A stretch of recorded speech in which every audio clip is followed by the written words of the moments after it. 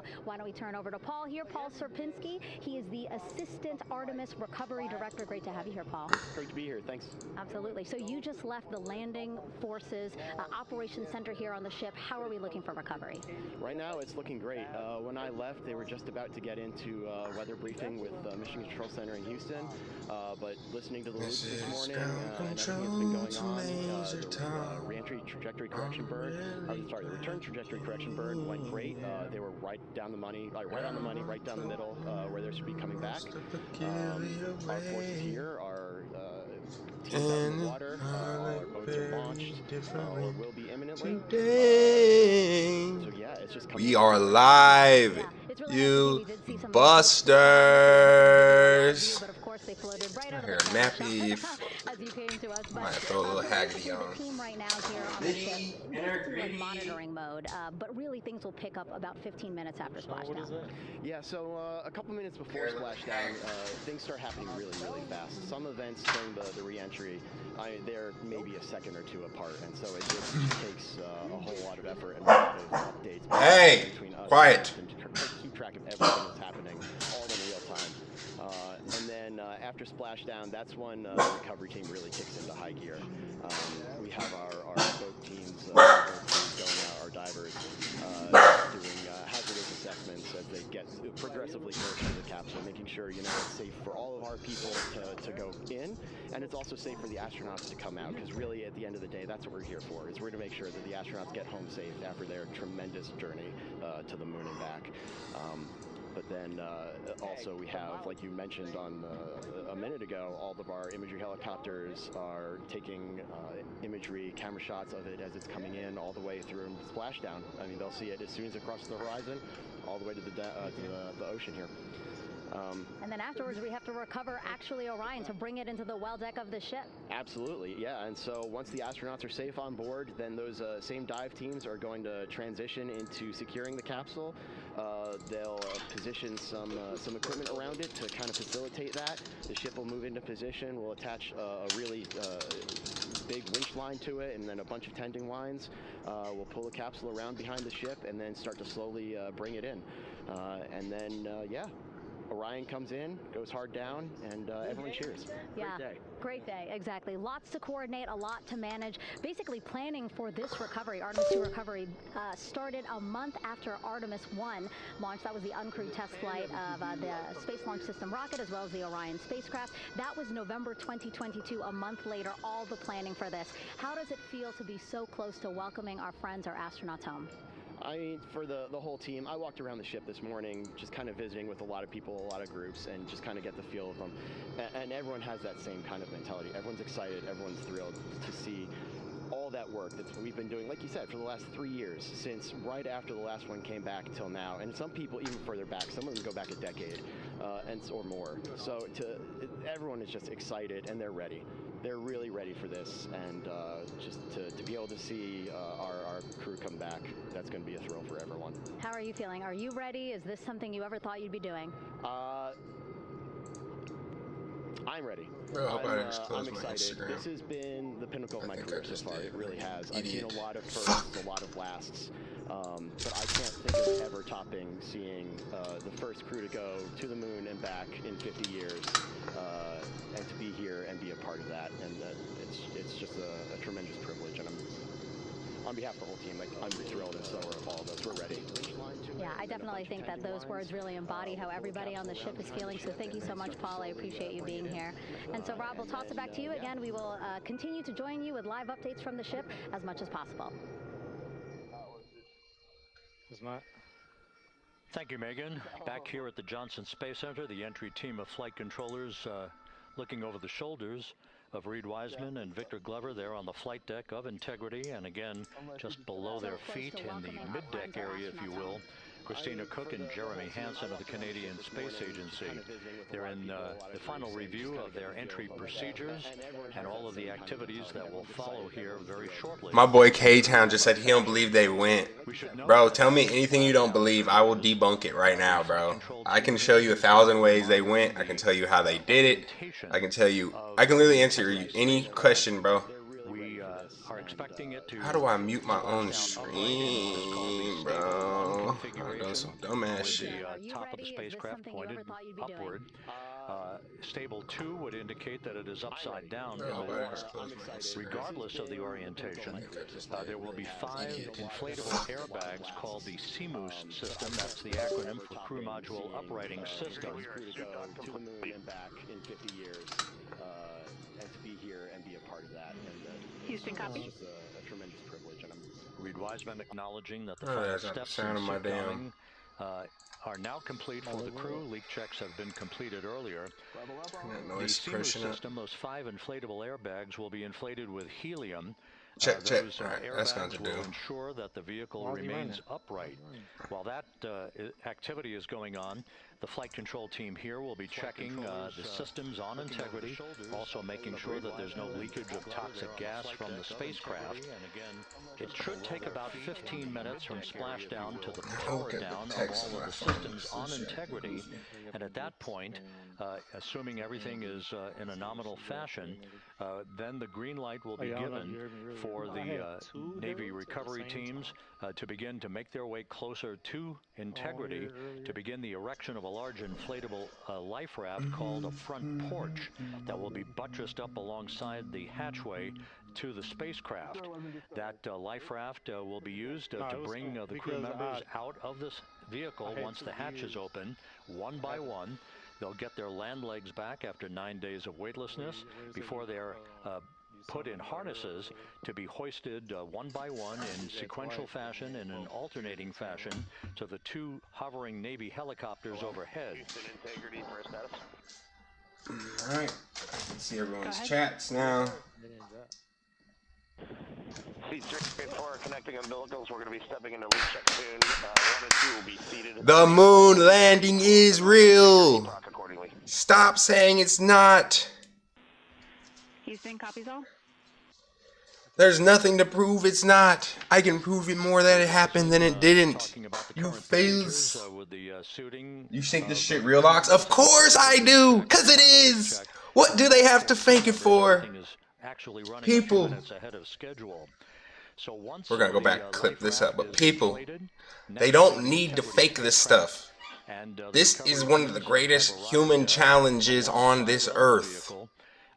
This is literally one of the greatest human. This is more than climbing Mount Everest. This is more than digging under the earth right now. This is more than going to the very bottom and picking up the Titanic. Was picking up Titanic fake? No. Are planes fake? No. So why would this be fake? It's the same concept. We're just going a little higher, a little further. Once the helicopters land on the deck of the USS, like I always say, just because you don't understand it fully doesn't mean it's not real. On the deck, on the ship itself. Following that logic, y'all should just stop going to church then, right? Because y'all don't understand how none of that shit works for real. Y'all don't even know if none of that shit real, but you go every fucking Sunday, don't you? Here I am presenting you a whole thing. They coming from, you can go look up in the sky and see them falling. Today, here in about 1 hour, you will be able to look up in the sky if you were in wherever this is. I want to say Texas. You will be able to see them descending. You might even be able to see it from other parts of the earth. So it's just like, Eastern time. That will be followed just 4 minutes later by the crew module raise burn. The use of Integrity's thrusters one final time. Yes, of course I believe.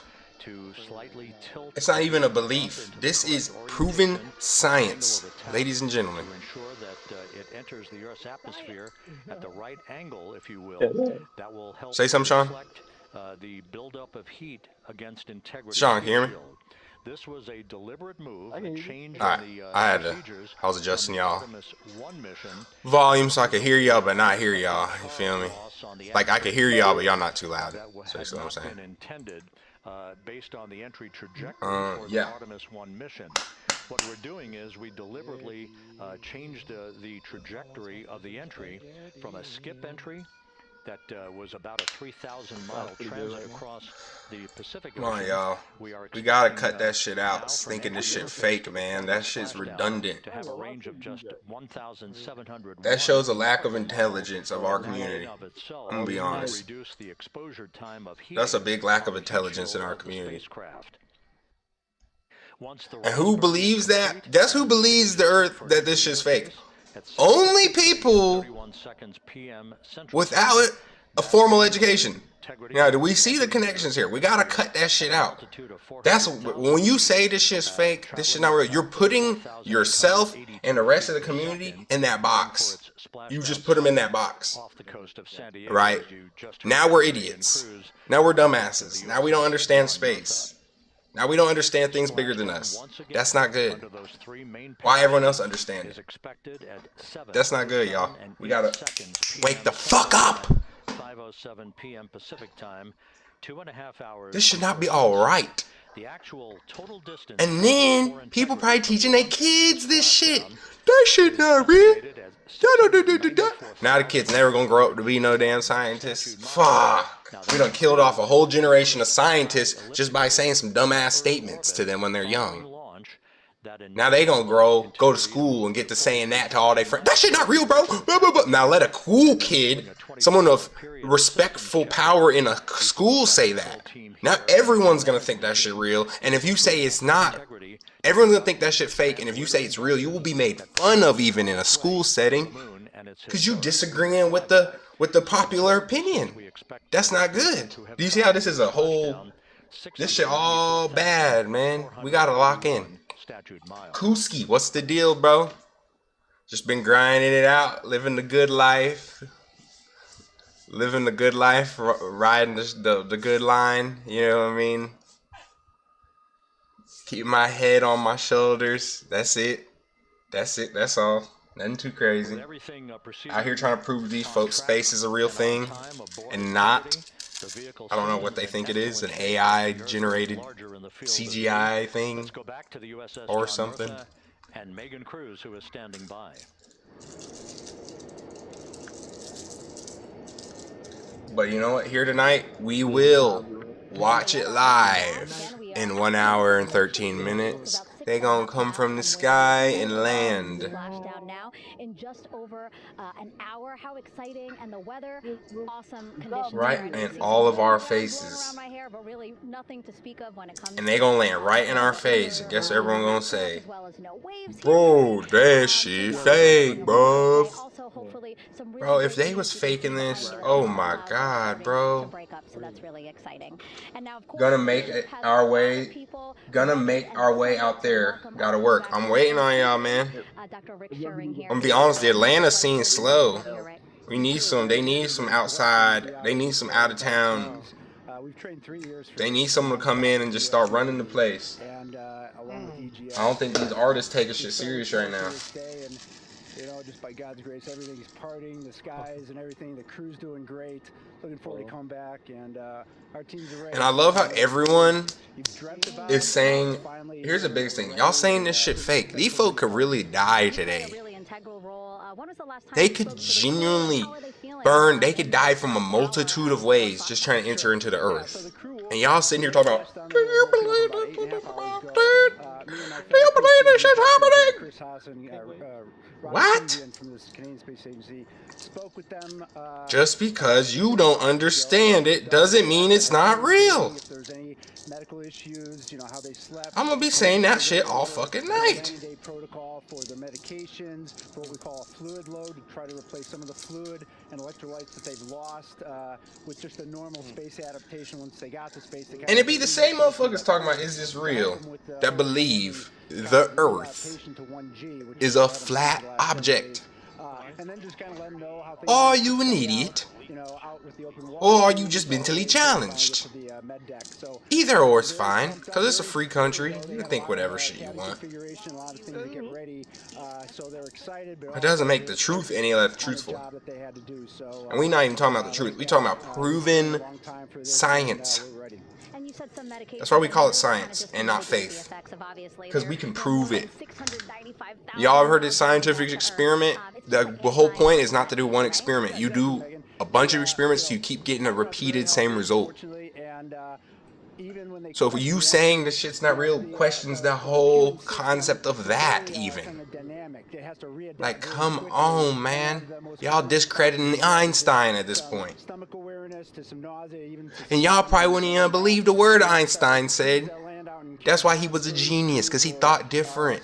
Like, y'all need to wake the fuck up. same thing. This will be the first time we're landing in water since December 1972, and I worked with all the Apollo astronauts years ago, and they all told me that, you know, landing in the water, especially in the Pacific, can be very provocative. So we take steps to give them medicines to really mitigate some of that nausea, vomiting, help them feel a little bit better, and also sometimes just use a little anti-inflammatory medicine just to help with coming back to 1 Earth, or 1G. The effects of microgravity, especially as you age and you have a little arthritis, you feel great in microgravity, and everyone kind of curses coming back to the ground like, oh dang, 1G, but so that helps a little bit. But for the most part, the main thing is just replacing that fluid and then trying to help them with that transition back to 1G, and then we're ready to go. Yeah, and their health is assessed almost immediately after they splash down. Yeah, so we have Dr. Jesse Wang, and we have our independent duty corpsmen, who are the Navy Virgin of paramedics, extremely highly trained, highly experienced Navy medics and divers who will go out there, open the capsule about 25, 28 minutes after splashdown, We and live do on a first Kick, initial too? assessment. So Jesse and his team will go out there and look at each crew, kind of do their assessments, get vital signs, report back to Drs. Haas and Fungi and I in Bay, let them know how they're doing, and then if they've got the normal kind of space adaptation kind of things, we expect that.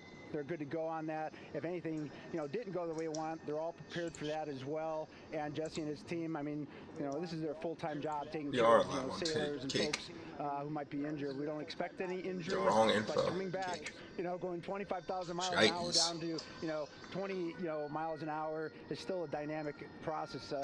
I've heard it described as, you know, kind of like a car crash. And then the crew will be ready to go, and Jesse and his team will make that transition. Fuck this, we need to be live on Facebook too, because I know my big deniers live on Facebook, let's be honest. And then once we have that, and My real tinfoilists live on Facebook.com. Place them up in the helos. It's about a 3-minute flight back to the flight deck, and that's where me and the astronaut chief Scott Tingle will actually meet them.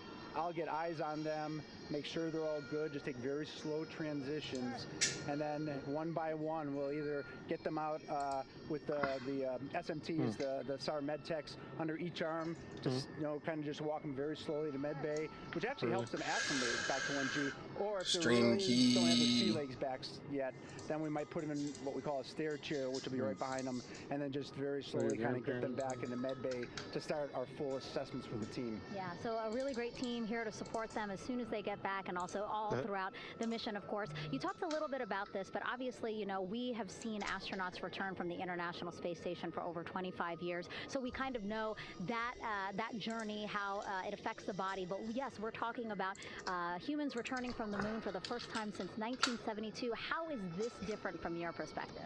So it's different in one very significant respect. With on Apollo, for exercise, they had something called the Apollo Exergenia, which was basically just a little canister with some ropes, and they would have some resistance and kind of do that. And the Apollo astronauts really liked that. They liked the ability to exercise, because you decondition from a musculoskeletal standpoint, you lose your strength and your stamina very quickly. We had something called the Orion flywheel, which was able to impart much greater loads in terms of resistance, so they're able to do squats, deadlifts. Okay, what we calling this live stream on Facebook? Similar to what the ISS astronauts. Let's call the title Tinfoil And they also do rowing Timmy's for get cardiovascular health. And proven wrong today. But for the lunar crews, the future lunar Today crews, we watch that physical conditioning, which our astronaut strength conditioning Artemis rehabilitation 2 specialists, land on Earth. back in Houston, really work hard to get them in W the for the human. to get to the moon. That device Race, will maintain that. space and only had about a 4.3 days is journey very to the moon. real, Our astronauts people. are going to have about a 10 to 14 Wake day up. journey.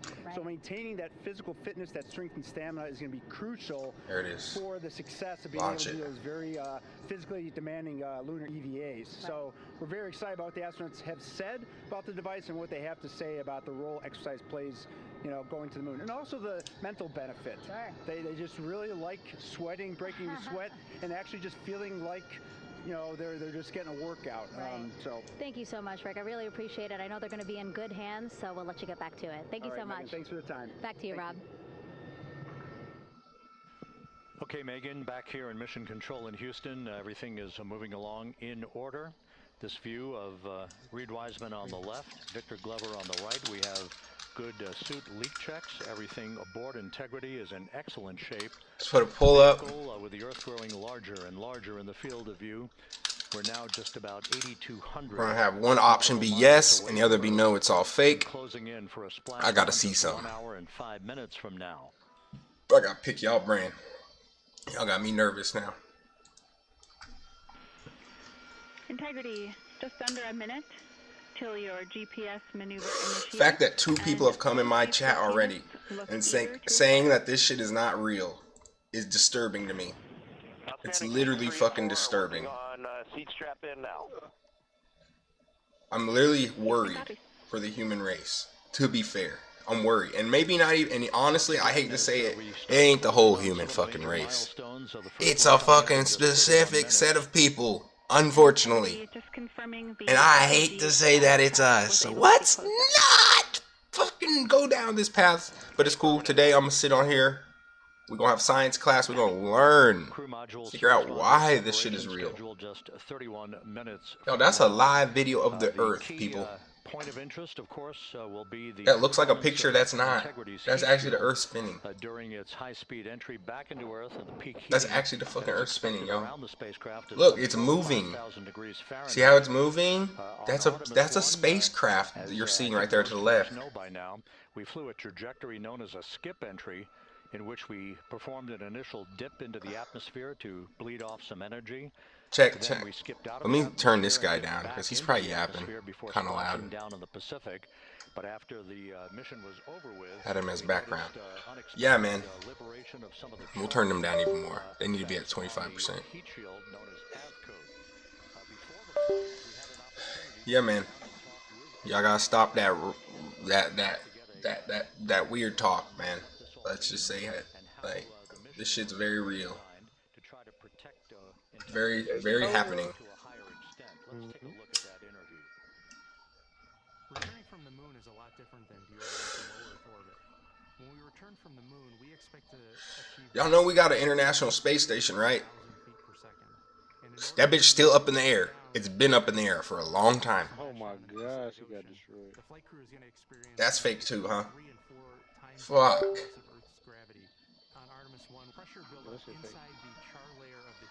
But why would it need to be fake? Why would they need to fake a fucking space station in the motherfucking air? It's not even above Earth's orbit for real. It's basically just a really high up plane. Why would they need to fake that? Here's the kicker. If they fake that, don't you think the people they were quote unquote trying to fake it for would have exposed them by now? They did. They didn't. They didn't. China never came out and said. China never said they faked it. They never said that. Russia, they never said that. Never said that. Not only did they not say that, they attempted to keep going and they did their own little maneuvers out there. You know why we call it an International Space Station? Because we use all the different countries' astronauts on it. That means we're working together at certain space activities. You know what that means? It means things are real. Because if they weren't, they would have exposed it. They had plenty of time to. We work together now on certain projects. There's a Canadian on the fucking flight from the moon right now. One dude is Canadian. Oh, but now Canada's in on it. China's in on it. Russia's in on it. Even though they hate us, and it would be great for them in every single way to expose that we didn't do that. But yeah, it's fake. Good talk. So I'm saying, I could break down y'all's argument in 13.1 milliseconds with zero brain thought. Because this shit is common sense. It's not common sense. When you know it, it's common. So you believe the live stream to the moon? Hold on, let me turn you up because you getting down into it. You said what? What year was that? That was in 1970s. You believe that was real? Yes, sir. With the whole live stream? Absolutely. Why would it not be real? Okay. You don't think live streams could be done then? We had news broadcasts. The moon? Yeah, from the moon. Yes, it's called radio waves. What you do is you send a radio wave of the video. Radio waves are almost as fast as the speed of light. Means that's damn near instantaneous. Maybe a second delay. Maybe from the moon it might be a 3-second delay. 3 seconds is fine. When we talk to them now live, there's about a half a second delay. Because the video is getting patched through multiple systems. It's not just going straight to them like a fucking FaceTime. It's going through one system that's decrypting the data and re-grabbing it so that way it doesn't come through pixelated or distorted or something. So they gotta grab all the data, build it up, then they transmit it to the people on the astronaut, to the astronauts on the ship. Then they do it the reverse way. The astronauts send their data back. The space stations collect it, then they play that transmission. It's not technically live. Saying it's live is it's a broadcast, so even I'm not technically live right now. What I do, there's a delay because it has to go through all the systems. Like that's how things work. But it's fine when we do it down here on Earth, but when they do it up above Earth, for some reason it's just unbelievable. They just said when they land on Earth, they will be going so fast that the plasma that is created around their rocket will cut off all signal. Signal will not be able to penetrate the plasma on their rocket. That alone proves everything. Because that shows that things can still stop. When they were on the back end of the moon, they lost complete signal. Because there's no waves that can hit them. That alone proves things. You wouldn't even know that was going to happen unless we went to the moon. That's not something you could just make up like a fucking science fiction book. Like, what? Shit's not Star Wars. Star Wars wouldn't have made that up because they didn't. Star Wars has everyone flying at the speed of light and fucking doing all this shit that you can't actually do in fucking space. Like, what? People died during some of those missions. Died. They burnt up. Like the first couple ones.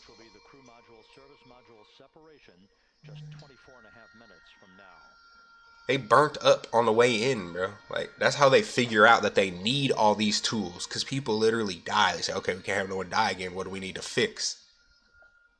It's called fucking science. Literally. You test shit. You get results. You fix shit based on the results.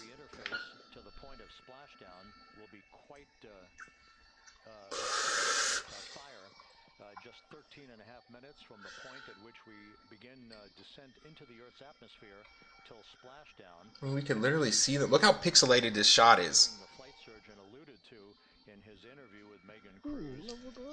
And this shit running in 2K. Let's put it at 2K actually. No, I think this is just a really pixelated shot. Like the bitrate sucks because they're literally half of their, like, probably 90% of the bitrate is being used so that way Houston can fucking read their fucking readouts so they can make sure they have enough oxygen and CO2's not piling up and they have enough fuel. They have to be able to see all that shit. That takes bandwidth to send that data. Like, it's a lot of data. It's gigabytes of data probably getting sent through, plus gigabytes of video footage. All have to fit on one bandwidth fucking stream.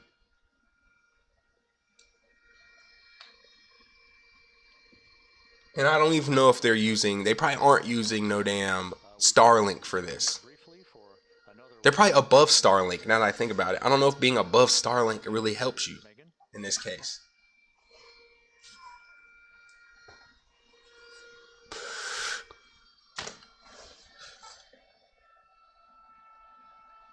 And we'll regain that communication with the USS John P. Murtha just momentarily.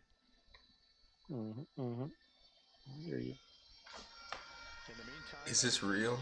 Wait, activate poll, duh. What the fuck? My poll wasn't active the whole time. Entry flight director Rick Henfling. The voice you will hear talking to the crew is that of Jackie Mahaffey.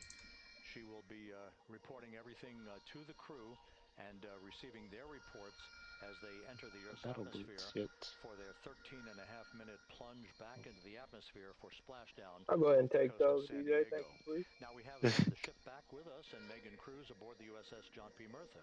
Megan? 11 balloon, right? I'm almost home. I'll be happy to take those.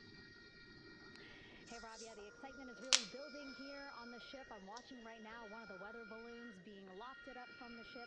Again, weather balloons very important for us to make sure that we are tracking the right. Let's give y'all some knowledge. And also She's talking about weather balloons. Data that's needed for what's called our Sasquatch team. Again, it's a team out of NASA that basically makes sure that the debris that comes off of Orion, again, some of those pieces of the parachute system, make sure that they don't fall on us here in the sea, and also our aerial assets, our folks in helicopters. So watching that float away right now. But with me right now is Captain Eric Kenny. He's the commanding officer of the John P.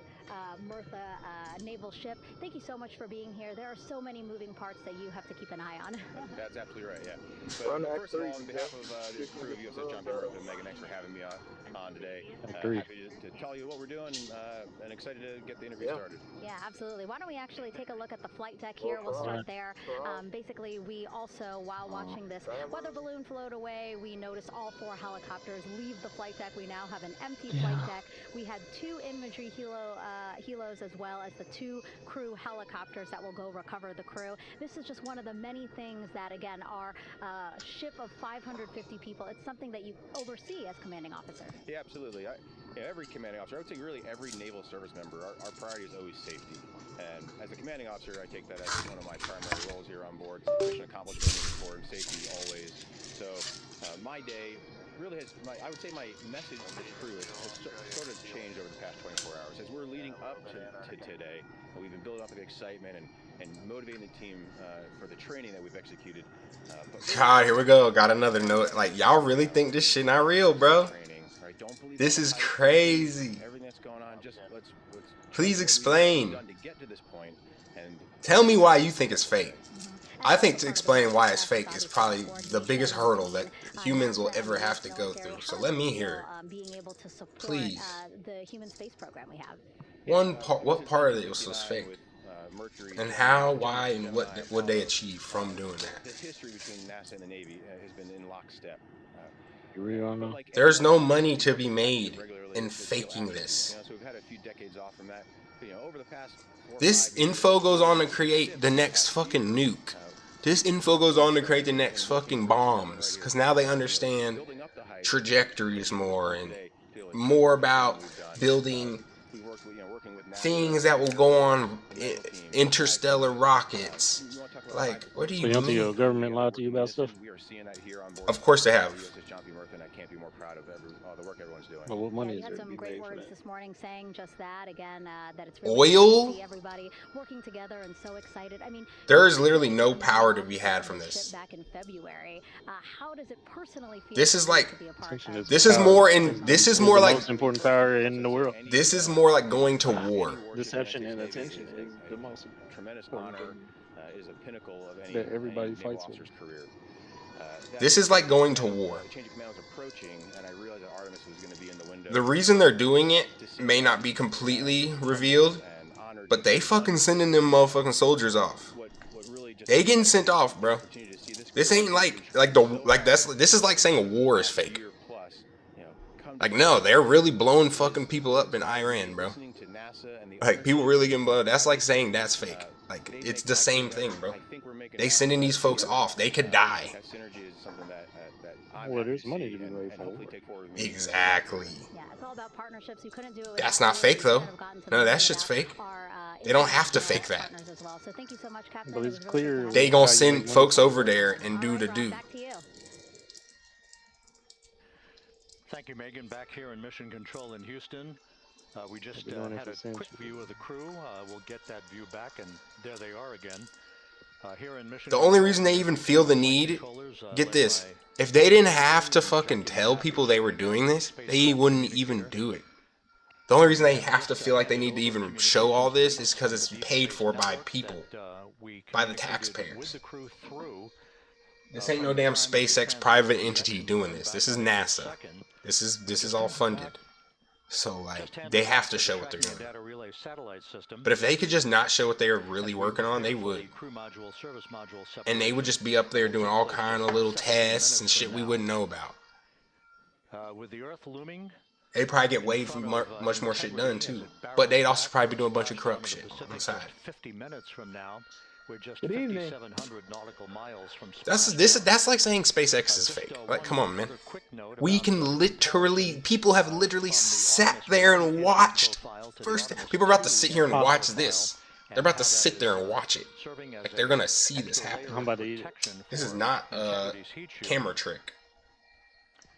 This is a camera recording something happening. Had an entry range of some 3,178 nautical miles, a very long downtrack. There's no trick to be had here. Period of exposure to heat loads than we're experiencing tonight. It also had that skip entry profile that we discussed earlier, dipping into the Earth's atmosphere, then back out, then back in. It was about 20 minutes of exposure. Integrity, Houston, comm check on TDRS. Jackie, we have it. Boom. They can literally see them. We have you the same. They can fucking see them, y'all. They're on a fucking boat because they have to be ready to catch them out the ocean. What more do you fucking people want? Like, literally, what more can they do? Other than take your little dumbass up in the air and fly you around the Earth and have you shit your pants. But you would be too fucking frightened to do that, to be honest. So now it's like, what? You'd be fucking terrified. Do that shit. You would be scared shitless. Once you put that suit on, you walking down that fucking bridge to that rocket. Man, the last people they did with, guess what happened to them? They fucking blew up and died on TV.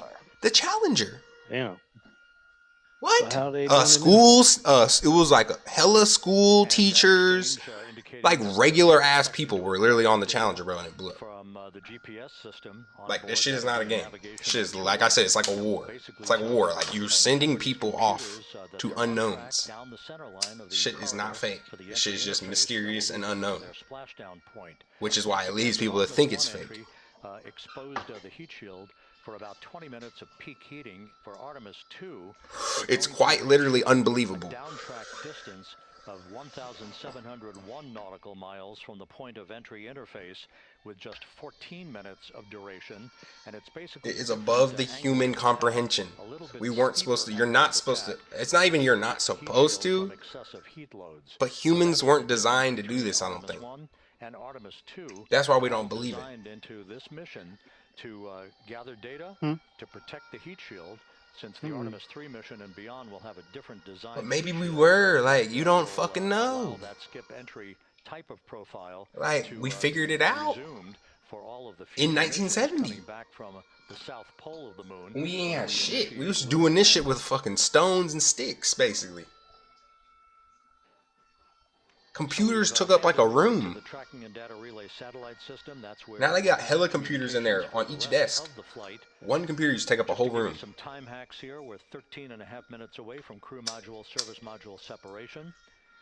And just 17 minutes She was basically luck back then. Firing of the thrusters that will basically be the final fine-tuning of the angle of attack for that's what made it more exciting. Hell yeah. Because we were gambling out there. Hell yeah. If you look at some of the shit, there was hella times they were supposed to abort mission because they didn't understand what was happening. And then a dude was like, just keep going. They could have died like a motherfucker. Fucking, when they did the moon walking, one dude, he broke the switch right when they got back in. He broke the switch on the lever. He had to fucking find a pin, a metal object, and complete the circuit to start the thrusters to get them back up off the moon. Like, shit happens. Shit's not just like, oh, they just won't do. They just make it sound good, because obviously if they made it sound like shit was going wrong, you would be a lot more scared for people to be doing this. Lizzie Locks is streaming.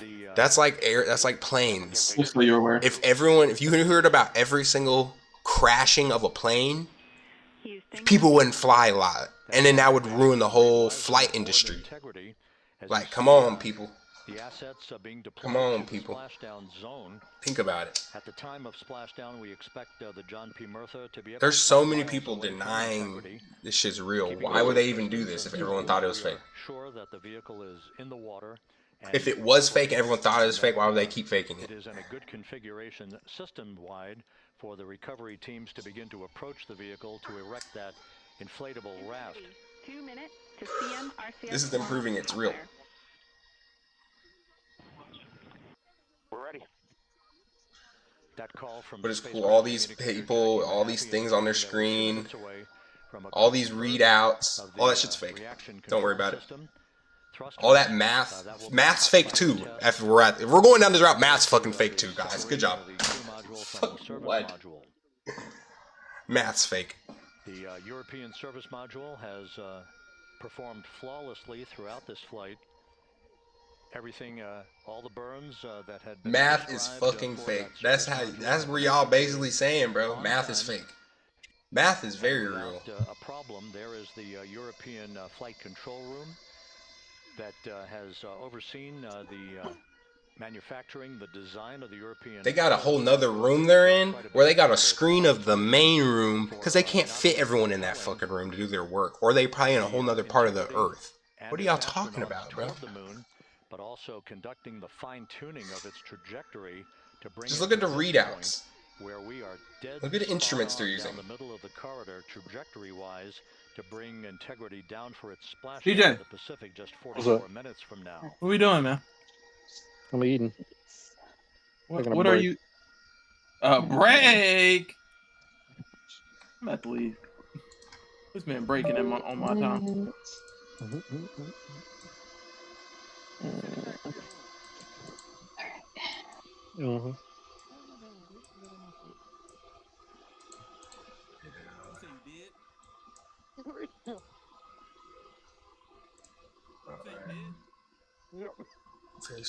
Facebook. Boom. Make a new room. Come on. I'm making a new room. What you're looking at is a computer-generated visualization based on real-time telemetry from Integrity. Currently traveling about 16,000 miles an hour. Yeah, I would give you half the job for that.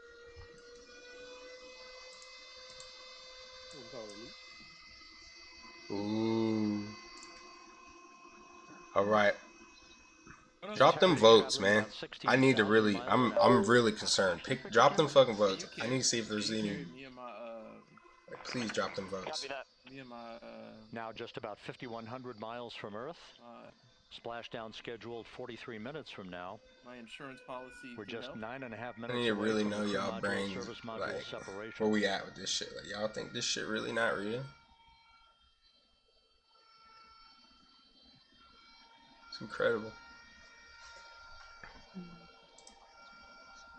You get the one thing that's real, and no one will believe it. We are confirming.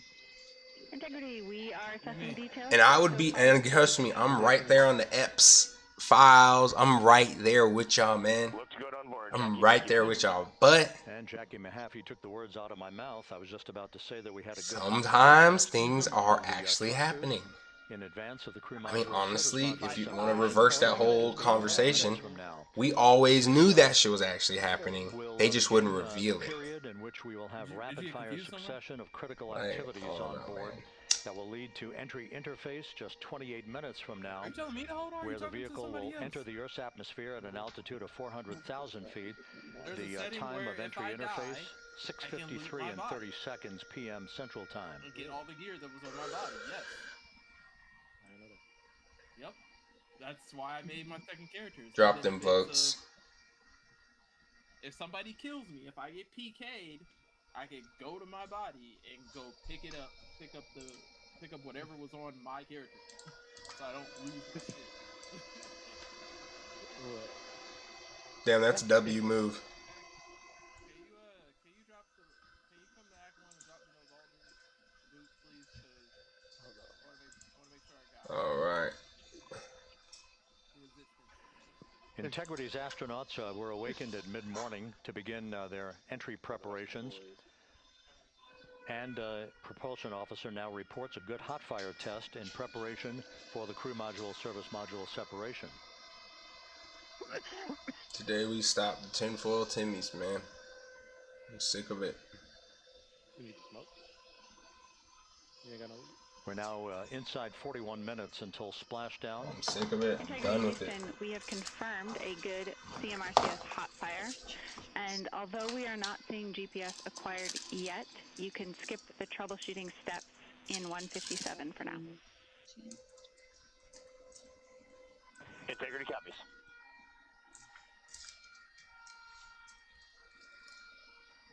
That GPS discussion indicating that we will be acquiring navigational data for Integrity through the Global Positioning System equipment on board. We just don't have it yet, but we will. All of Integrity's systems are in great shape to support its high-speed entry into the Earth's atmosphere. It, once again, will reach a peak speed of 24,661.21 miles an hour. Your call, GPS. We at least have GPS 1 looking good on board. That's a live video, y'all. Just FYI. You're confirming. And please do not come in here saying, but how are they getting the camera angle? Because they put a fucking camera on the wing. And control officer here in Mission Control confirming like, that we have come on. GPS it's truly just engineering. If you're an engineer, communications link and you're denying this, you're a fool. System. Now, following splashdown, all this can be engineered, and you know that. And go to what's called a VLDR, a very low data rate communications link. Like, you can engineer a capsule that is vacuum sealed, pressurized with oxygen. We do see good. That's welding. That's nothing more than welding and padding and sealing. We do too. Like what? Especially GPS 1 is accepting and. I could go down to Home Depot and find a crew that could put me something like this together. What are you talking about? That GPS data. What are you talking about? Telling Integrity's onboard computers its position relative to the Earth, but its trajectory and its orientation according to flight dynamics and the guidance, navigation, and control officer is spot on.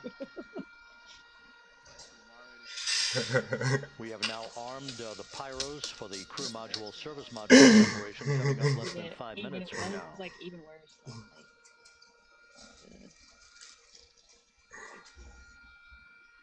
Once again,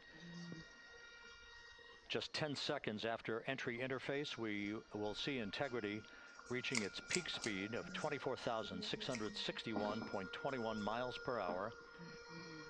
That will be just seconds before we begin a 6-minute blackout period. Integrity, Houston.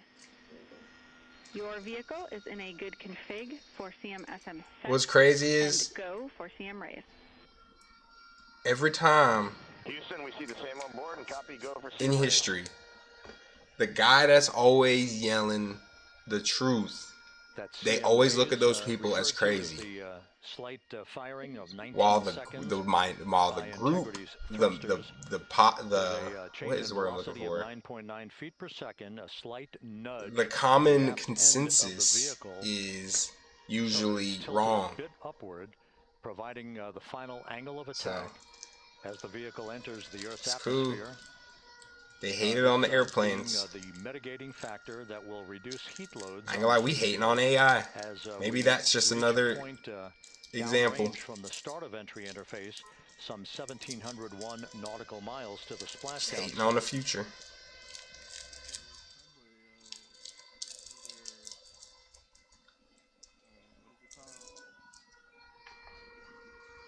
Integrity systems in excellent shape. I'm not sure. We are currently 3,300 nautical miles left in this mission. Salesman, scheduled but it's like a 36 minutes, 39 seconds. Snake oil salesman. Snake oil, there it is. Yes, sir. The original yamming. The first yam of America. While the thrusters were firing, America's first yam. on each of the strings diverged a bit from each other. Those limits look to be set pretty tight. We think it could happen again when the thrusters fire in the future. So that's some Missouri ass shit, too. I know it is. That's why that's why you call it the show me state. Because they was probably getting hella snake oil salesmen come through. There's like, oh, this is a nice little town right in between, going to the West Coast. Yeah, I'm gonna try to peddle some of this here. Basically to ignore sensor data. That's when motherfucker be like, oh, this work? Okay, you're gonna have to show me, partner.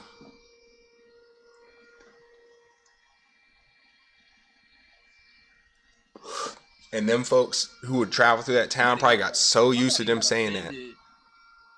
Somebody got offended when I said, she said, where you from? I said, I'm from the show me state. And she thought I was being perverted. I was like, what? Let's look at my state. Like, what the hell are you talking about? Coming up Somebody on being about perverted 90 to you, seconds that's till the literally crew where I'm from. module, service module separation. She had her head in the gutter. She got her head all in the gutter. I was like, nobody being pervy to you. That's where I'm from. Right.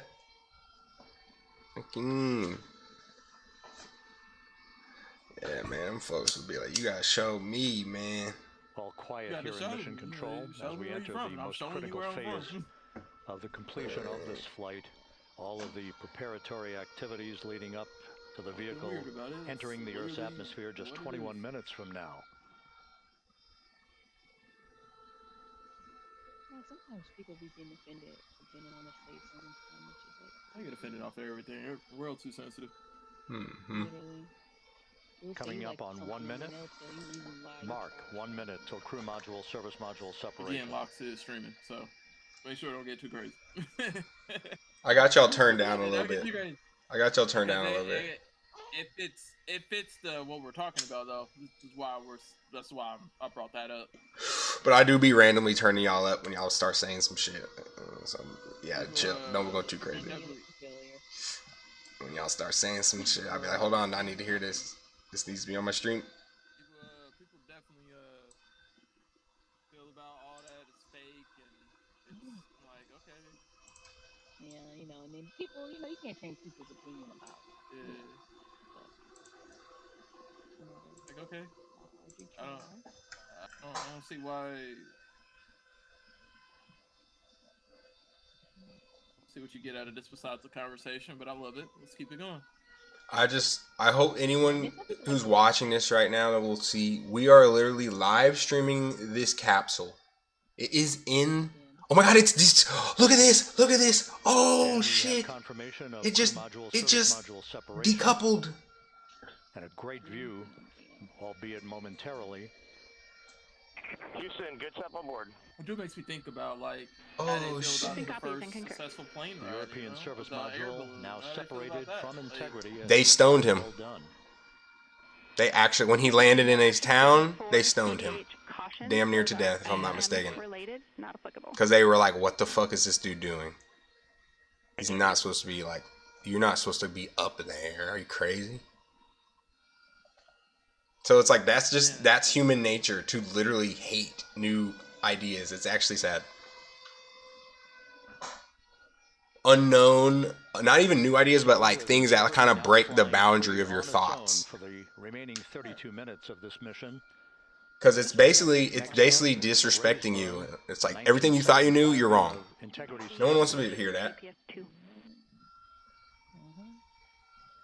Kind of brings it to the integrity copies. Good GPS 2. It kind of makes me think of the whole like coming up on the 2-minute mark until the rays burn. Again, this is the final tweaking of the orientation all his reality of integrity.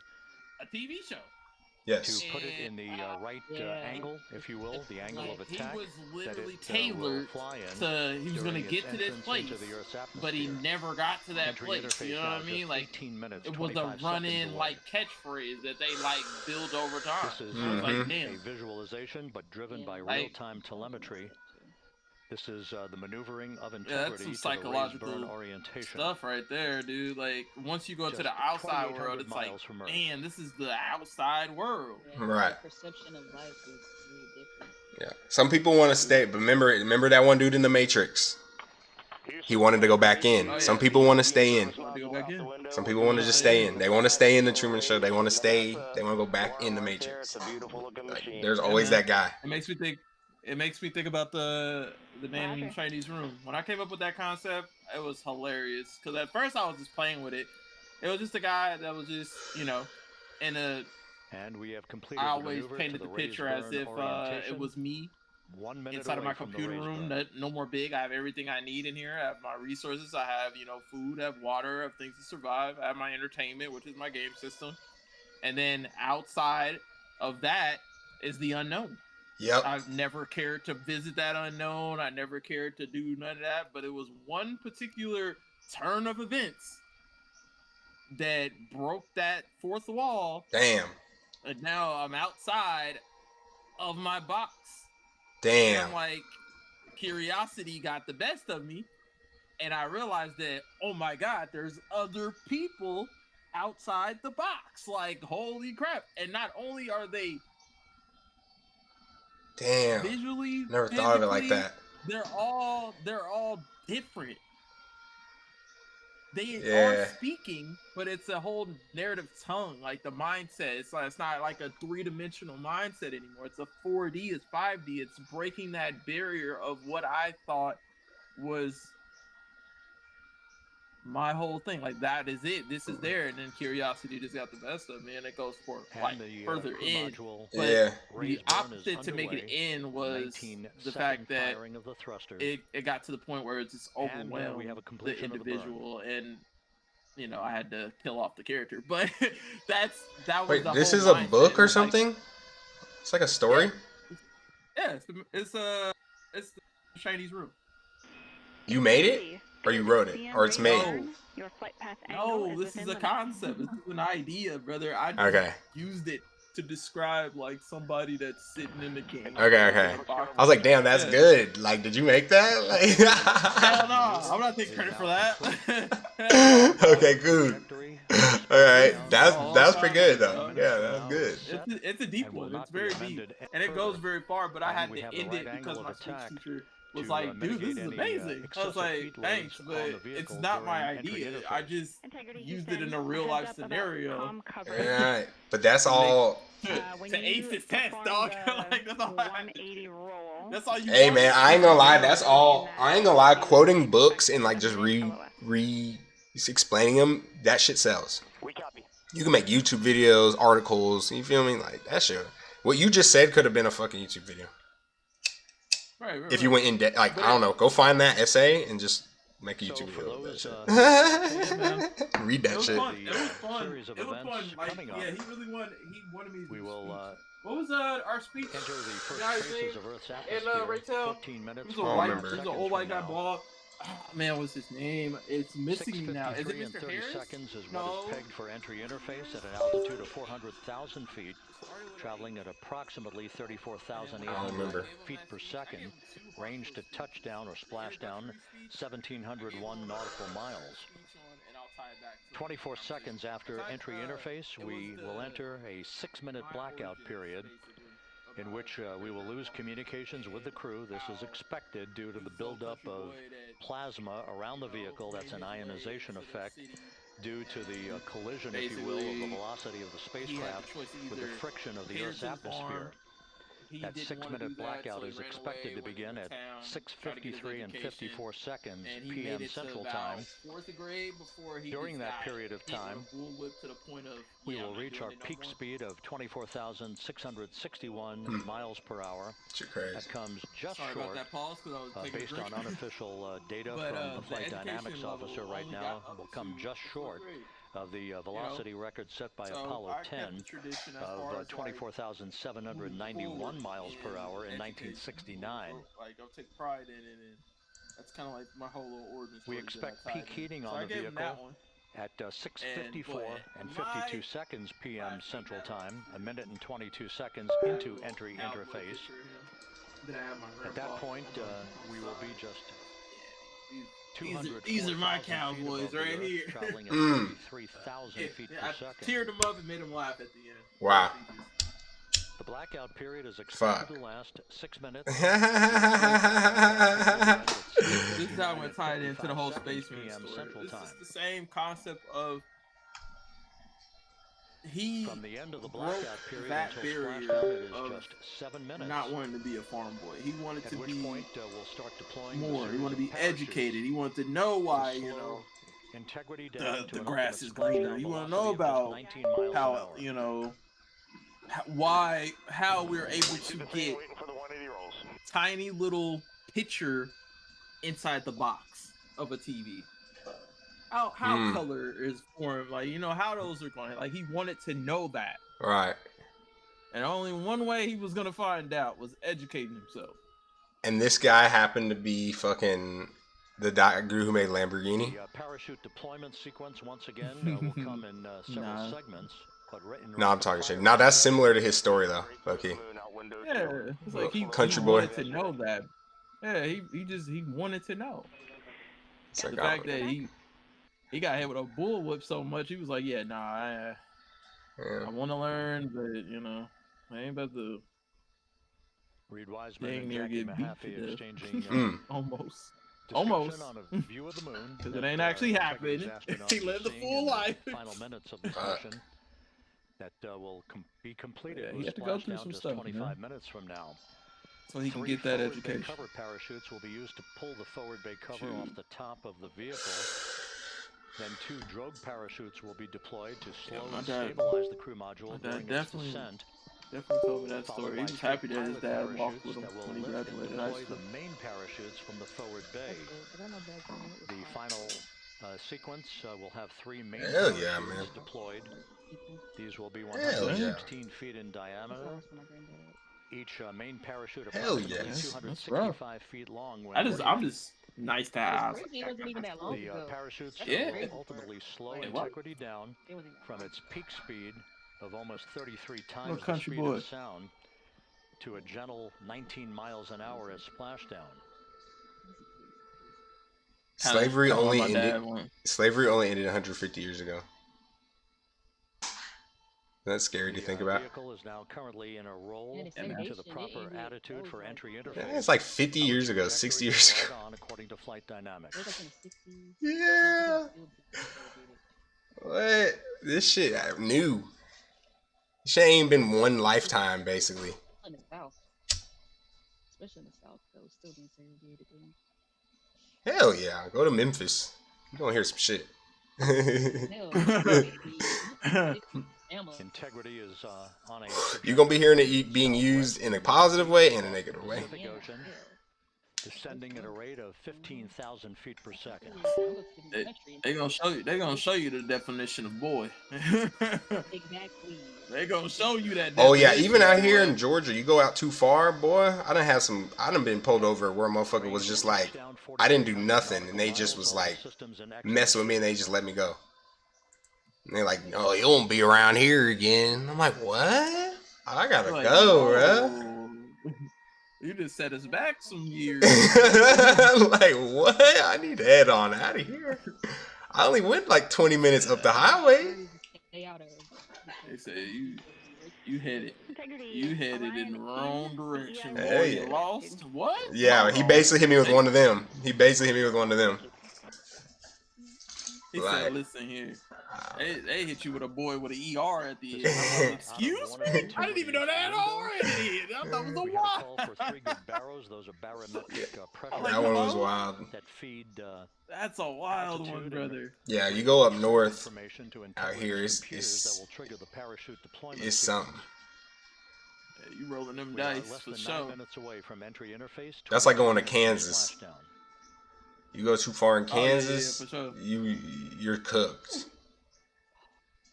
When I was in elementary school, in Georgia, I mean, it was very to be shown that he's dating a white girl. He's black. Parents were super racist. This is a good one. You can see the reflection of one of the crew members in the window. This is really just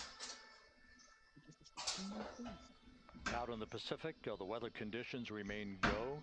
Well, I'm enjoying these a few these clouds, casual some drops scattered I'm getting clouds. from the fact Winds that at 10 DJ's in knots. here, and I got my multi-box Wave account. heights just about 4 feet. Not bad at all. A gentle day in the Pacific for the homecoming of Integrity's astronauts.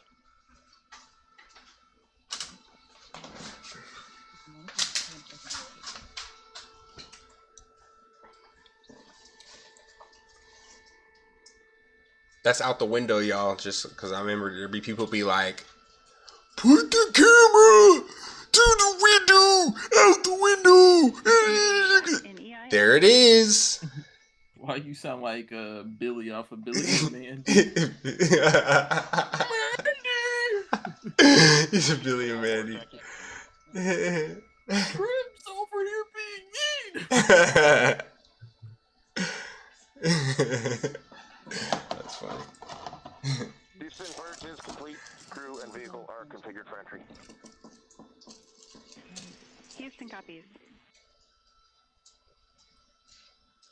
And we're in step 37 transferring. It's cool. When we actually won't be able to hear, see, or have any transmission, so we won't get a video of the inside of the rocket when they're landing. I'm sure they'll have a video after the math. Maybe. Maybe all electronical devices don't work at that time. I don't know. And see, people can take little data like that, information, and create things. Other things. Have nothing to do with this, but use the ideas from this that they learned. Like, that's what y'all not realizing how important this should be. And mind you, this is a test flight. It means because they're doing this again in 2008, but they're actually gonna do shit, and it's gonna be a longer mission. Like, this was just to make sure all the equipment works. They're gonna use all this shit again, the same shit. Yeah, they might do some fine tuning here and That's there. it. That's what this was. It was, what tuning do we need to make? Well, we won't know until we go. Like, what? Now 6 minutes away from entry. And to think we're faking this in 2026, that's just diabolical. That's fucking stupid. I understand thinking they faked it in the 70s, because it doesn't make sense how they did it. It makes sense, but it's just unbelievable, honestly. With their technology, they had nothing. But to think we ain't figured it out by now, and Elon himself is landing, not himself, he's not obviously driving it, but his company is landing rockets from the sky, like landing them like a spaceship.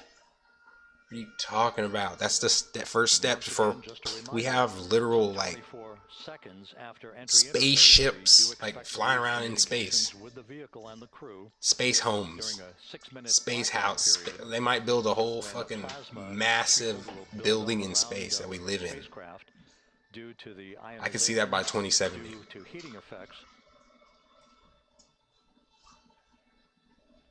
And Flight Dynamics has just confirmed we will have a blackout period of exactly 6 minutes in duration. 6 minutes blackout. The fact that a plasma buildup around the vehicle will prevent communications and data, so we will not be saying that shit I said to the crew members at that time, nor will we receive data here in the flight control room. You know why they know that? Because it happens every single time they do this. Houston concurs. Every time they've done this, it's happened. So they know this is going to happen. 6:53 and 54 seconds p.m. Central Time. They haven't even figured out how to not make it happen. About 6 minutes in duration. Technology hasn't accelerated enough yet. So that tells you all the challenges we still got to overcome. Like, this shit ain't just like we know it all. You don't know nothing. But y'all think we can fake some shit we don't even know yet. How to, like, think of that. How do you fake something we don't even know? I think we have literally fucking George, what the fuck, who wrote fucking Star Wars? We got George Lucas, fucking J.J. Abrams, and fucking the dead body on a fucking Simpsons, like, head jar of fucking Stanley Kubrick. They all are tucked away in a fucking back FBI fucking office, and they're cooking up how to fake this shit. Alright, here's what we're gonna do, boys. We're gonna show the fucking planet, right? And we're gonna invent gravity. Okay, listen here. And then we're gonna create this guy, his name's Einstein. He's gonna come up with all the science to make this shit make fucking sense, okay?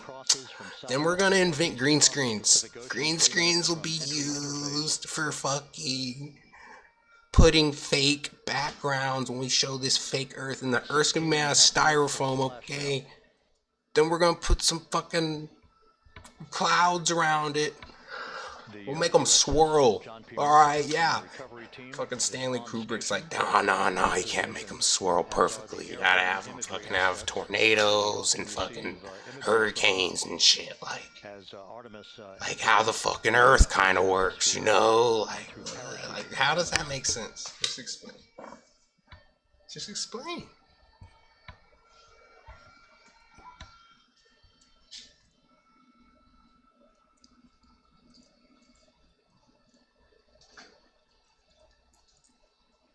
All of Integrity's systems are in great shape. The crew is ready to complete its mission just 15 and a half minutes from now. Oh my god. All of the Stop activities running, today have gone Blood off in Raven. perfect fashion. You're No actually issues with annoying the vehicle, me. no issues with the crew. Yeah, And stop the her. weather at Stop the her. splashdown site is go. Get her, get her, get her.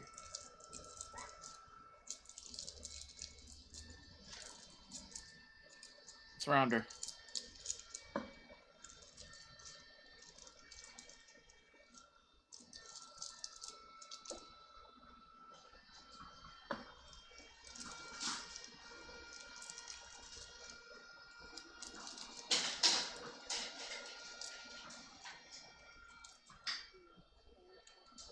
Coming up on 1 minute until entry interface.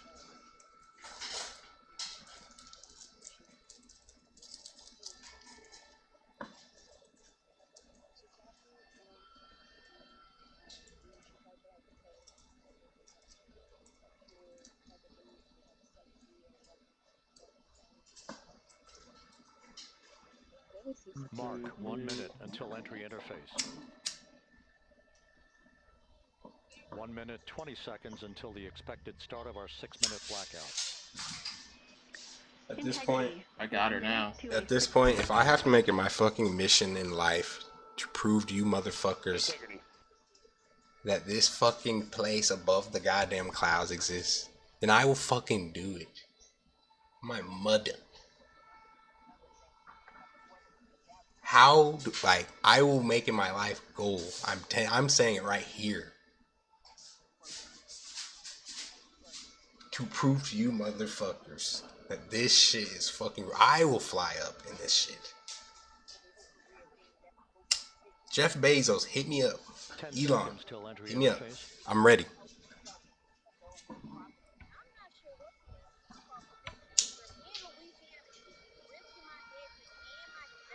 Gotta be some NASA shit though. I ain't going up in no Jeff Bezos rocket. But y'all can fund this shit. We're at 400,000. I ain't trying to blow up or nothing. Not saying you blow up, Jeff. I don't know, bro. You ain't done too much for me. I don't know what your track record is. Time to splash down 13 minutes 10 seconds. I definitely rock with NASA though. But see, they don't want me. Unless it was some marketing shit. And as predicted, we've entered our They got really good pilots and shit out here. This will be a 6-minute blackout period. No voice, no data from the crew.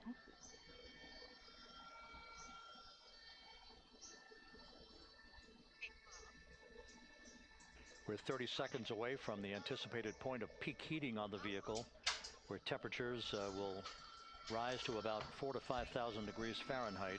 This is the true test of our trajectory.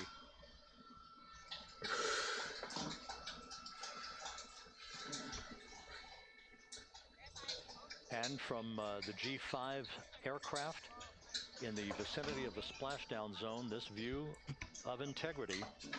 Look, you can see it. So that pinpoint of light shows the vehicle. That's how small they are in the sky. Because guess what? They're literally a tiny ass little, like they're as big as a car, basically. Maybe like 2 cars. Since their launch back They're falling from the sky. I remember when Elon shot a car into the space? I was all over that one. I love that.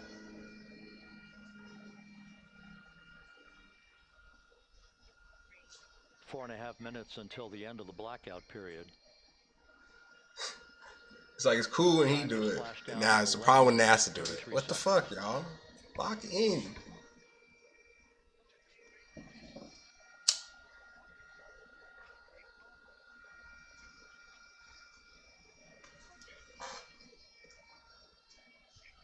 So I can't hate on Elon Musk too hard ever, because he did do that shit. He showed that you can fly to space on your own dollar. And invent shit. Without him, they probably wouldn't even be doing this shit, because they wouldn't have felt like they need to get back on their shit. The landing and support officer reports that the P-3 has acquisition on integrity.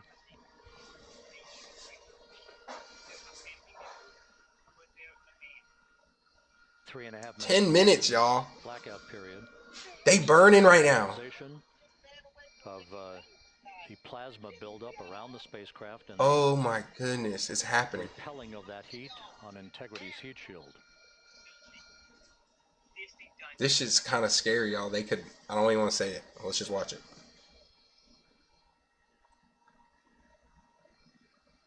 This is the actual scary part of this whole thing.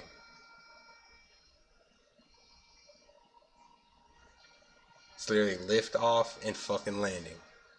That's really it. And actually being in space. Honestly, the whole thing's fucking scary, y'all. I'm not even gonna fucking, like, even take nothing away. Like, the whole thing's scary. Flight Dynamics reports that airborne assets in the vicinity of the splashdown zone do have a visual on Integrity. Still 2 minutes and 40 seconds left in our blackout period. 2 minutes 40 seconds. Time to splashdown, 9 minutes 35 seconds.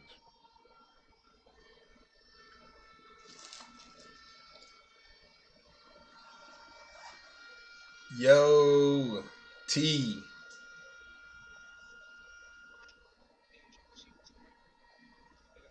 Multiple airborne assets as part of the recovery team all have visuals on Integrity.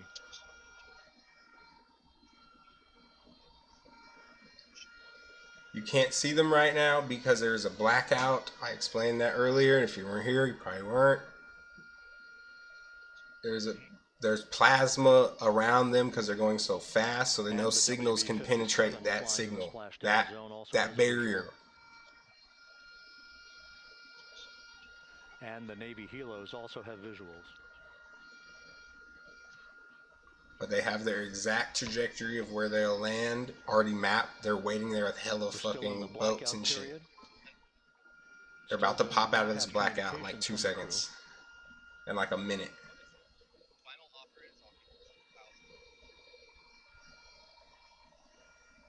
What's the deal, T? Just chilling, doing the same old shit, shooting. The camera, obviously.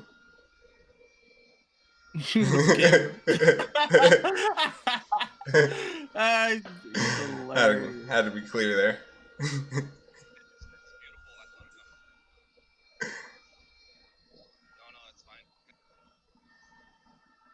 Oh my God, he said that. He just admitted. Yeah. Yeah, for they come cry get me. Yeah, hold on, wait, what? He's talking about space, and now he's talking about crime. Yeah, I'm already going crazy on here. They already watching me. I'm gonna probably hit every buzzword. They got me on a fucking alert already. This dude talking about everything. Talking about space. He keep breaking it down. All right, we about to go back in. I think they're out of the blackout.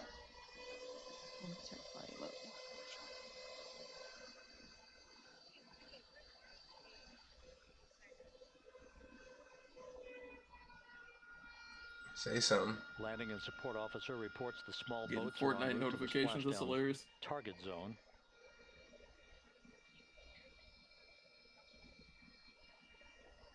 What? What's this?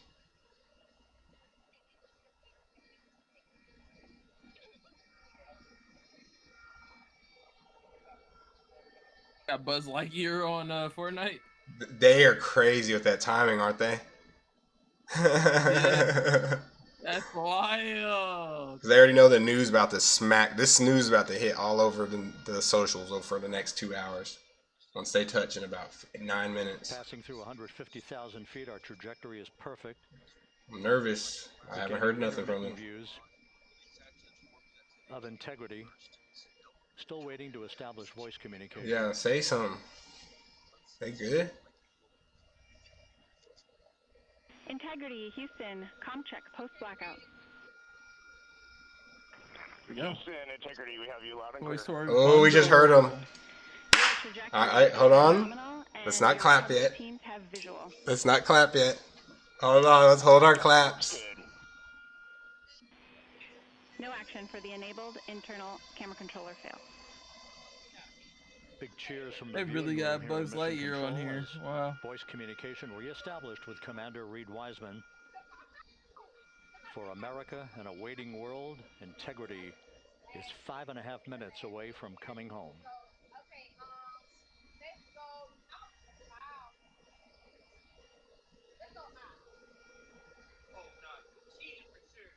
Passing 100,000 feet now. Range to splash down 19 nautical miles.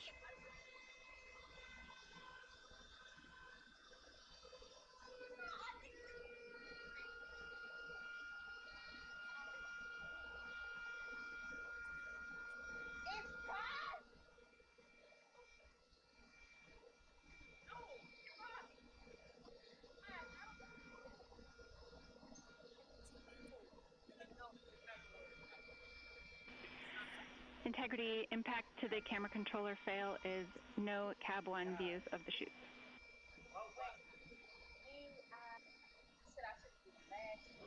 Integrity. We're processing good data through the GPS system. A good view of Integrity. Time to splash down 4.5 minutes.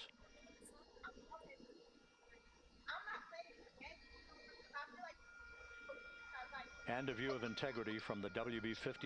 That's crazy. We're at 50,000 feet. Hey, Lizzie. Remember when I was playing those that one group that's like a multicultural, that Gabriella song where they were all in red dress and everything? Yeah, just pulled the shit. Yeah. Tell me why that song's Fortnite right now.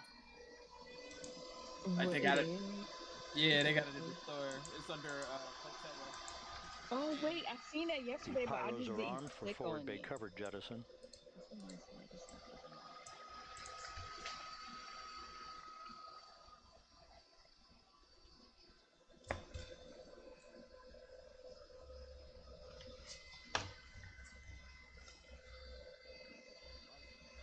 There's a chute.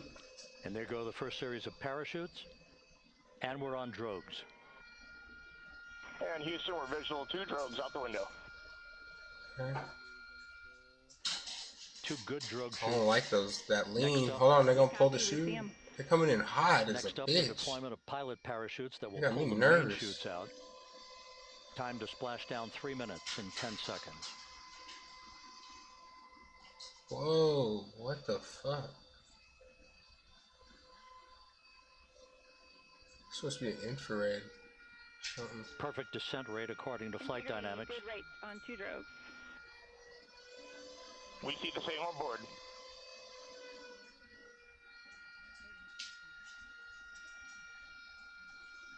What the fuck?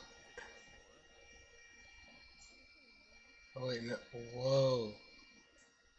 Passing through 10,000 feet. Still on drogues. The fact that they're able to zoom in and catch this is actually incredible on the camera side of technology. I'll be honest. Ooh. Next shoots, boom. Big Main poles. chute deploy. Alright. We're at 5,000 feet. Oh, this shit look crazy. Search and recovery beacon has been activated on Integrity. And we have 3 good main chutes. Good 3 main chutes, good reefing, good descent rate. Good rates, and we see 3 good-looking parachutes. Hell yeah.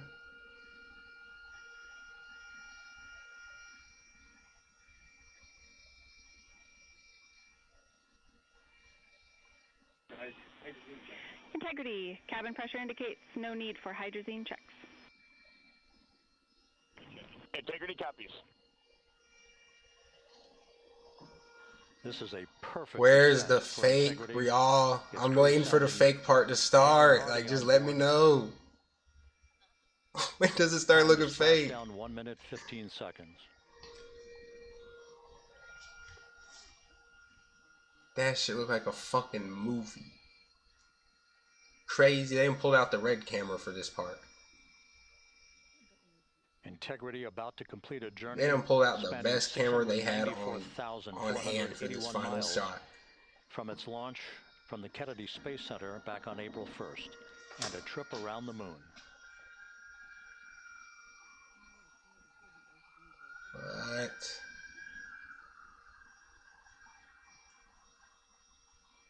That black and white camera look crazy. That's an infrared.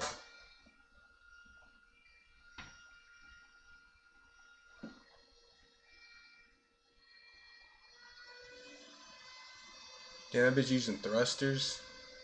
That's crazy. Little thrusters keep its balance. Passing Probably through 1,000 feet. Slow it down.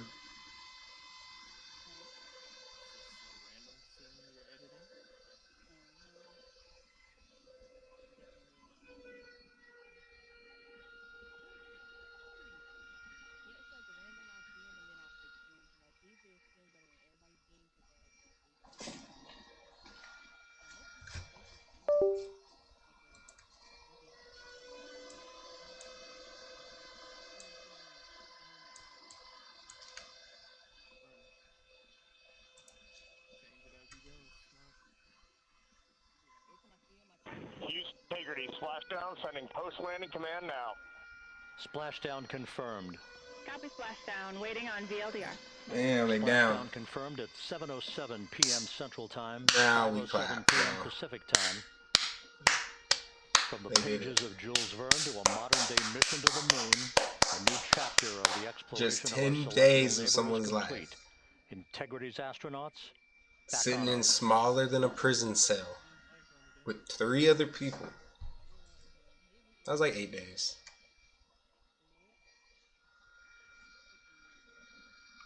The vehicle is stable 1. We still will be deploying the crew module uprighting system. And they don't even let them straight out. They gotta come, make sure nothing leaks, do all these other procedures. Y'all talking about this shit, this and that. Why am I hearing myself?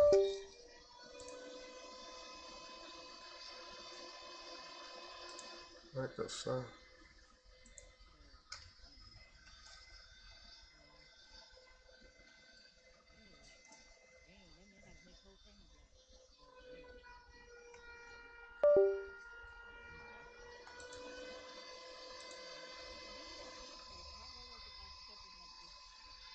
Oh, this is the part. This where the tinfoil Timmies come out. So let's look sharp here. They get to talking some. They cut here. Because they swung the camera. Oh my god, it's fake. It's fucking fake. They swung the camera. Oh, now they zoomed in. Now it's fake. Oh, they swung the camera. Now it's fake. This is the tinfoil Timmies. Oh, they zoomed out. Now they adding in it. Oh, they swung. They swing. No, it's called a man is operating it. He's trying to look at shit. Here, let's put the volume up so I can hear what they're talking about. Integrity Houston, comm check on VLDR.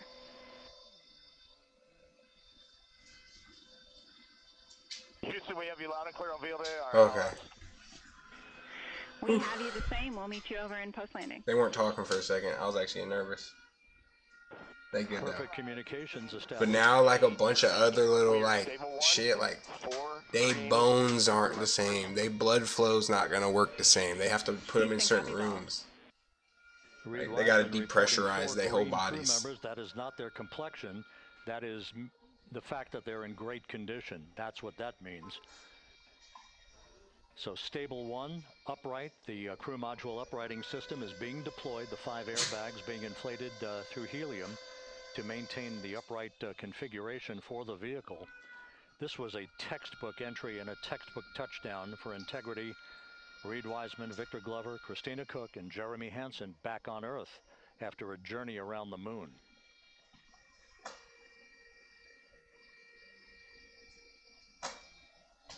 Done absolutely perfectly.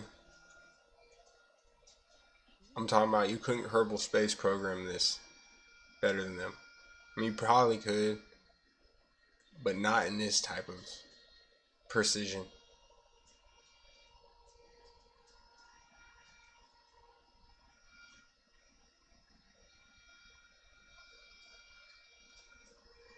That bitch down there underwater. They didn't get them balloons up.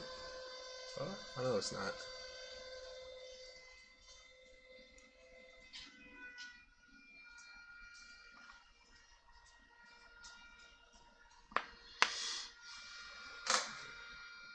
We continue to monitor the functioning of the CMOOS system. The airbags are being inflated to maintain a stable one or upright configuration. And there's a good view from one of the naval helicopters hovering overhead. Reed Wiseman reporting 4 green crew members, meaning they're all in excellent shape.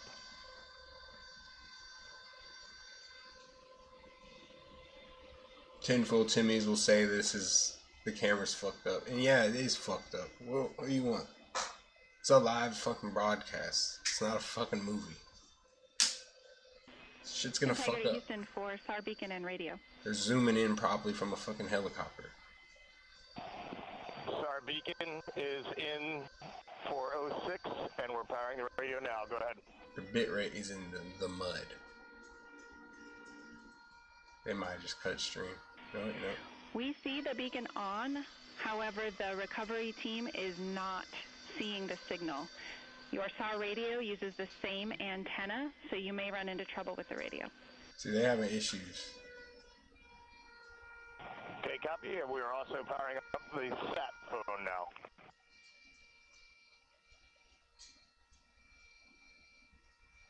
They floating around at the ocean.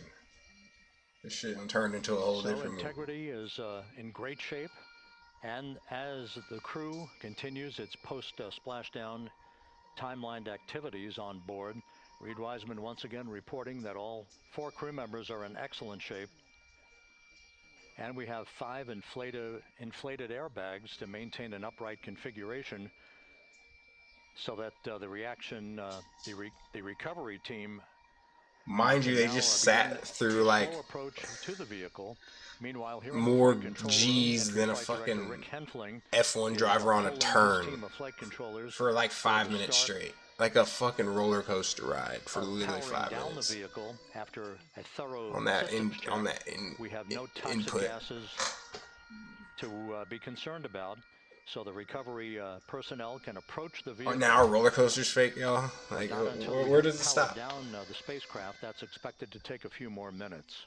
How do you think they designed those? Where do you think they came up with them ideas?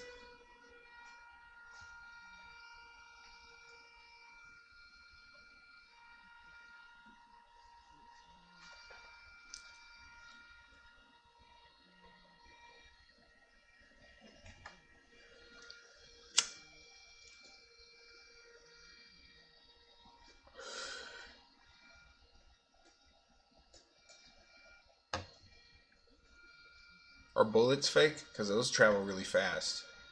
Are the lights fake? Back on Earth, following its historic flight. That travels at the speed of light. It was for all. You don't understand none of this work. Textbook mission.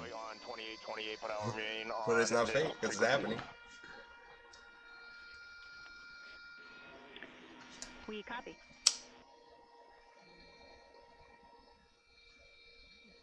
Reed Wiseman indicating some trouble with the SARSAT phone on board, but that's not an issue. What is more important is that the vehicle is solid. No issues as we begin the power down of the vehicle to begin the recovery process.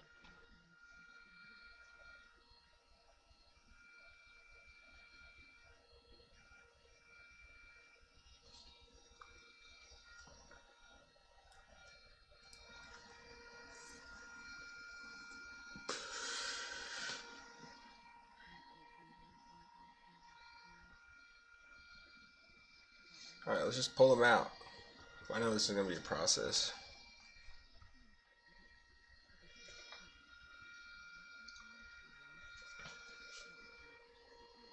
The propulsion officer here in Mission Control reports that let's see if everyone's just running the same stream. Yep. Unintuitive. See, now that would be fire. Integrity. Come with your own. Come out there. If you're a real YouTuber, be out there. Swim out there. Get this shot. Live. Speed. Where you at? Copy that, Houston. It might have been on the SAR radio. Stand by. Alright, there's a shot.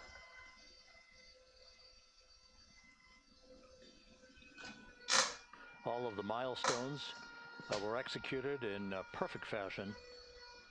Integrity entering the Earth's atmosphere right on time, reaching its peak speed shortly after a blackout period began. We emerged from the blackout period, but the recovery imagery airborne assets were able to pick up Integrity's descent almost immediately through entry interface, tracking the vehicle all the way down. And finally, you saw the sequence of chute deployments. First, the forward bay cover being pulled off the top of the vehicle by a series of 3 parachutes. Then the drogue chutes were deployed, followed by the 3 main chutes that slowed the splashdown velocity of Integrity to just 19 miles an hour.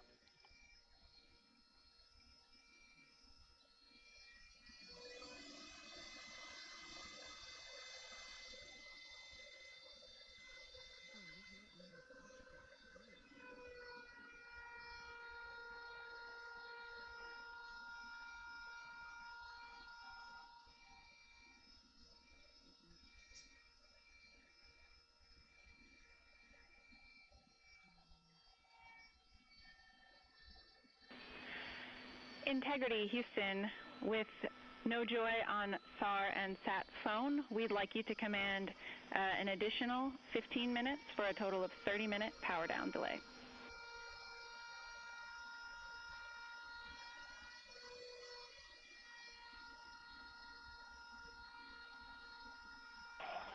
All right, Jackie, we have selected T/D+30. No Joy on SAR radio or sat phone. And stand by, we have the master diver on SAR radio. Please hold comms. Hey, Lily. Excuse me. Hey, Jackie, we just got the master diver on SAR.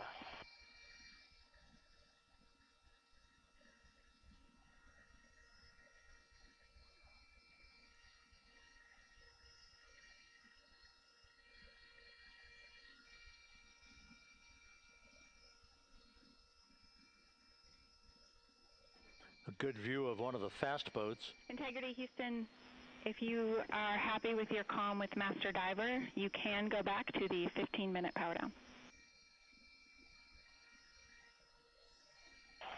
Okay, stand by.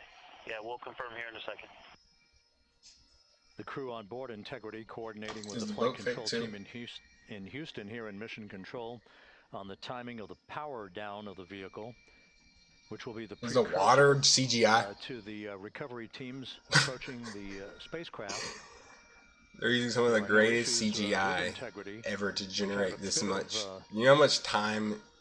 That's what's crazy. People who say that don't even know how much work goes into generating water, fucking gravity, and physics. Like, bro, that shit takes fucking all day just to generate 5 seconds. Y'all thinking we generate in a fucking multi-day long fucking so there's no rush to begin the power down simulation on the sat phone and not getting an answer there either. That's fucking ludicrous. Concur, we haven't had anything come through. I can show you a million fake videos and we can break down why they're fake.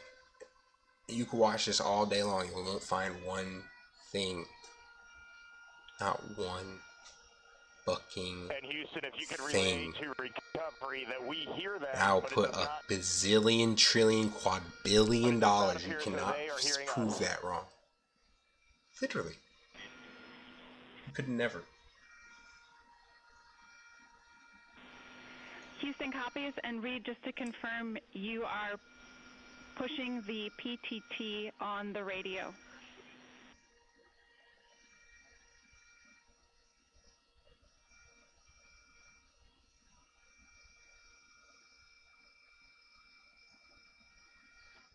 So as we continue to sort out the communications between Integrity and the recovery teams, we are standing by for the initiation of the power down procedures that, as you see, the recovery teams are moving towards the side of the capsule. The next major event will be the erection of that large inflatable raft called the front porch. That will be the port of call for the crew as they're being extracted one by one from the vehicle.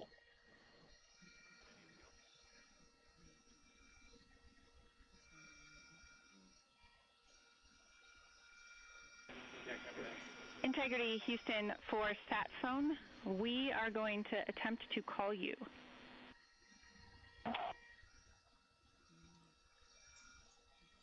Good idea, standing by. And Jackie, yes, we are pushing the push to talk, the two buttons on the left side of the radio below the up-down arrows. We are utilizing them. I'm rebooting the radio to see if we get good comms. Okay, we copy all, and just to confirm, you are seeing that you're touchdown plus 3030. Tenfold Timmons will be like, bro, they looked closer from the other angle. Then they changed the angle, now they can fuck. You know why? Because it's fucking perspective. The fuck?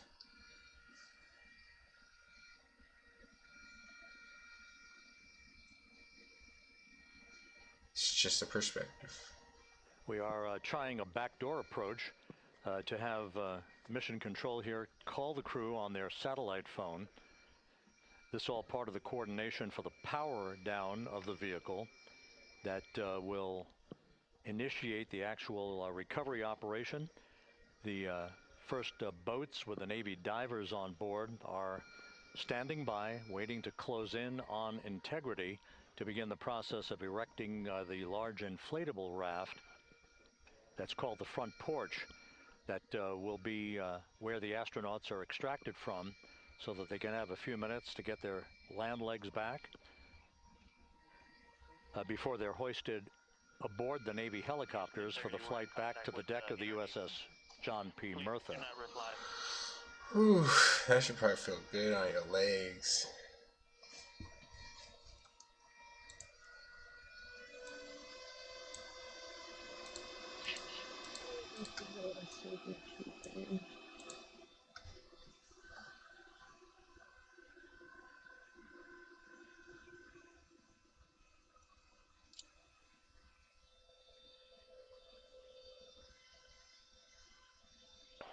And Houston, please don't reply. NRD, very weak,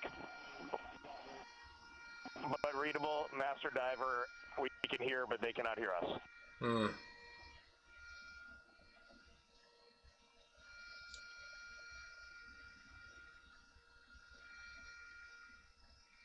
Radio shit. See, y'all think this shit a game. Motherfuckers fuck around and drown right here. You don't play this shit right. But it's fake. Alright. Just people's lives at risk. But we're faking it.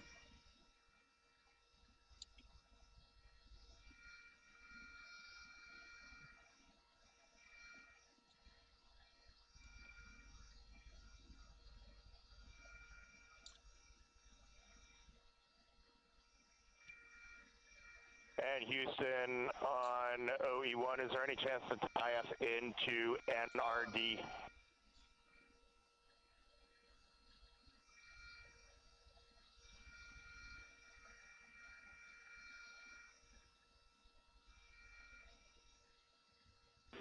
Checking. See, Apple missed out. Oh my god. I almost don't want to say this out loud, but Apple, hit me up. I'm patent pending this right now. So if y'all steal this, cook. You take an AirTag, we get the technology good enough, and then you create a separate. You take the Safari app, you turn it into a globe app, and you can see into space. Look at the moon. Then you take an AirTag and you put it inside of one of these rockets before they take off. And now you got a whole marketing ploy about how your AirTag is so good, it can fucking track a fucking rocket in space. We just made $2 billion, Apple. Hey Rob, yeah, just such an honor to be able to Patent be here pending. on the ship, to be able to share and experience this moment with everyone together. You also got a Of course, as you tag. just said, yes. I'll Here work with that NASA too. Administrator Jared Isaacman. Administrator, how did you feel getting Fuck to around, witness play, this I'll and make it seeing myself. NASA at its best?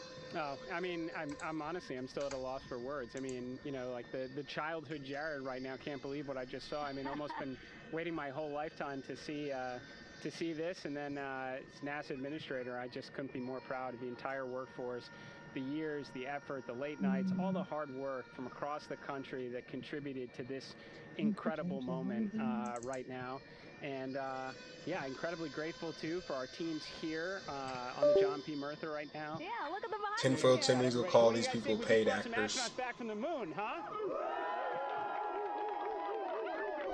They'll call those paid actors. Thank you. Yeah, so grateful to the Navy, the sailors that are here, the NASA teams. I mean, this is a joint effort that's on their way right now. These recovery forces are getting out to our Orion spacecraft, to Integrity, get our astronauts back on the ship safely. Yeah, and this is not just an accomplishment for NASA. This is an accomplishment for humanity. Again, damn, that shit's burnt up. Like, look at the fucking rocket. It's burnt up from literally entering the space. Well, I'll tell you, you know, I think about the crew members that we've all had that shit crazy. To observe over the last 10 days, right? I mean, they're absolutely professional. When does it get fake? I mean, just let me know when it starts getting fake. Almost poets, but then I think these were the ambassadors from humanity to the stars that we sent out there right now, and I can't imagine. They look at this so they can figure out how to make the fake shit. That just completed a perfect mission right now. To make it look real. It's a huge moment for everybody, right? I mean, we are back in the business of sending astronauts to the moon, bringing them back safely, and to set up for a series more. I mean, this is not a once-in-a-lifetime, which Tinfoil Timmy's gonna call that an edit. This was a once-in-a-lifetime. No, it's not. This is just the beginning. We are going to get back into doing this with frequency, sending missions to the moon until we land on it in 2028 and start building our base. Yeah, are we going to build on the momentum for Artemis 3? I mean, it's just around the corner. Absolutely. So, I mean, that's, you know, part of me too. Like, I can't wait to get the crew off of Integrity right now, but also getting Integrity back on this ship so we can start taking a look at it, because all that data is so precious to us right now. I mean, we are going to definitely want to take a good look at the thermal protection system. We're going to want to download all the data they couldn't transmit back to us and use that to inform Artemis 3. But we're already making progress, right? You had SRB segments already showing up at KSC. Core stage for Artemis 3 is rolling out on April 20th. We're getting Mobile Launcher 1 back in vehicle assembly building. So yes, there is a lot to celebrate right now on a mission well accomplished for Artemis 2, and at the same time, we got to start getting ready for 3. Amazing. And last question, you know, for people who joined us for all 10 days to see what we can accomplish together with our international partners, what do you? Gigi's in the chat, man. You think it's fake? That we're going to keep doing this more and more and more. It's incredibly. I think it's exciting. fake. I don't know what to tell you. Contributions like the best and brightest across the NASA workforce from across the country, our industry partners, our international partners. We had a Canadian Space Agency. They don't even need to. In Jeremy, we had the European Service Module, and you think in the days leading up to this launch, they don't even fucking need to. Prior to launching Artemis 2, I was